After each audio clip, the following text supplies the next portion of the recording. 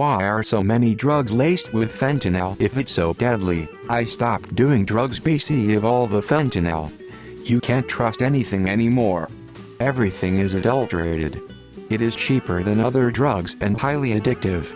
If they don't die, your addicts will be even more addicted. My friends and I did a lot of drugs in the 90s. We all agree if fentanyl had been a thing back then, none of us would be alive today. Not because we would willingly seek it out, it's just being found in all the drugs we did do. Meth, coke, pills, pot, no heroin though. It will keep customers coming back for more.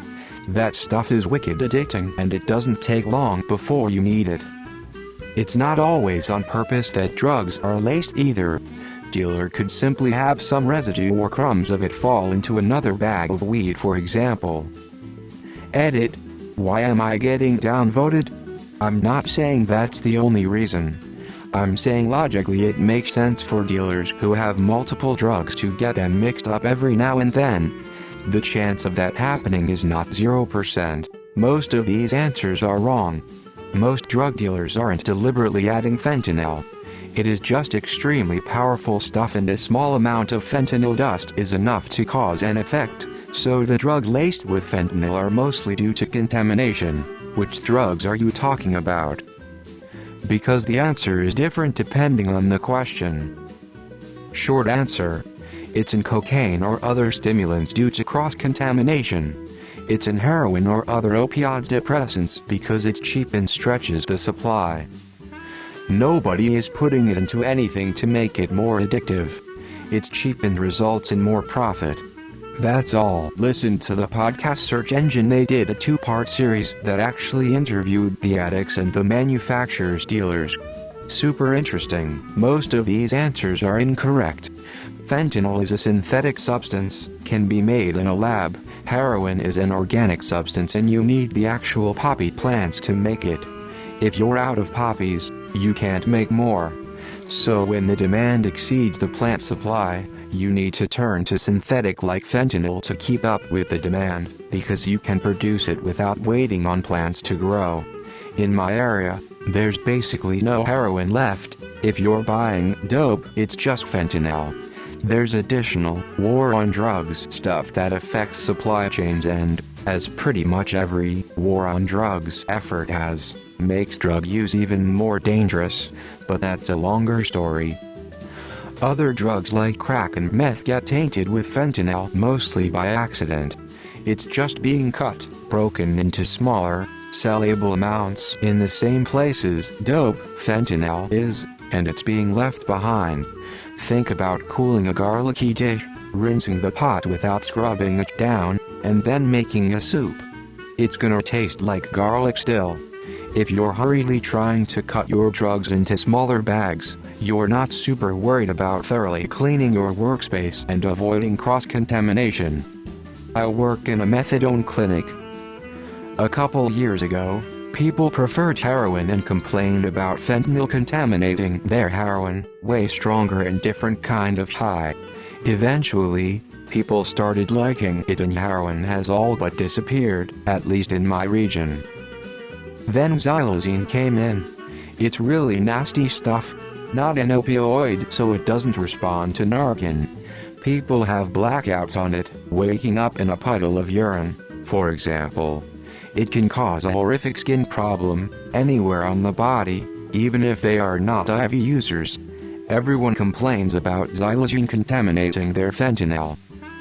On Friday, for the very first time, I saw a patient who prefers xylazine to fentanyl. Edited, typos. Products sell because people keep buying them. As insensitive as that may sound, if nobody was buying it, sales would crater and stop.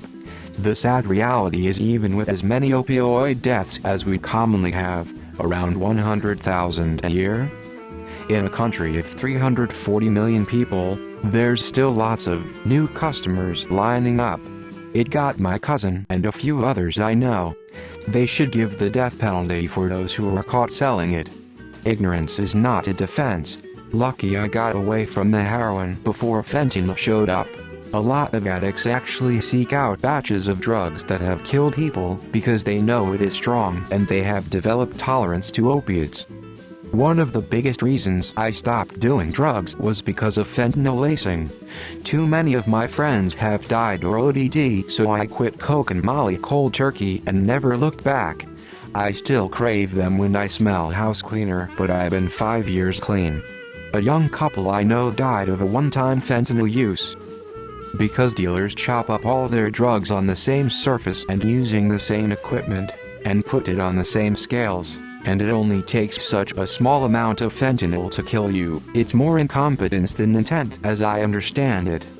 Fentanyl was created to treat the very high levels of pain experienced by cancer patients near end of life.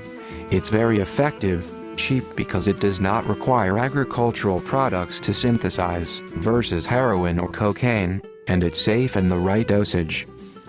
I read a great write-up on fentanyl lollipops developed for breakthrough cancer pain and for infantry field medicine.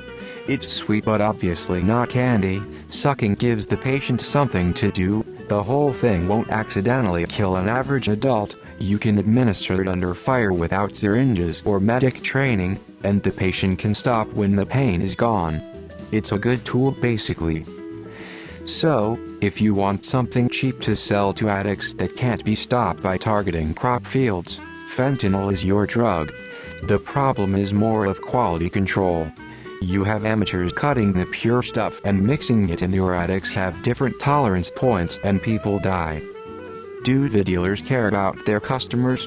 Or do they care about the customer's money and their money? If they get fentanyl for 1/1000th the price of cocaine, then it stands to reason you aren't going to be getting cocaine for what you used to, and if someone is charging that old price, then you aren't getting cocaine. So that's sort of how it works out, I think. People, especially people who are addicted, are going to be looking for cheaper deals, which in turn puts them in business with less scrupulous people who care more about money than human life. And there will always be people willing to buy drugs.